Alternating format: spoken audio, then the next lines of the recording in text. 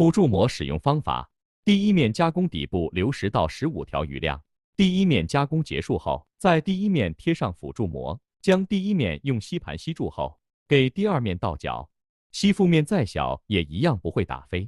产品取下来不会有划伤，更不会残留胶，真正的解决了小零件难装加难加工的问题，大大提升生产效率。这才是多孔式真空吸盘的核心魅力所在。这样的工艺您爱了吗？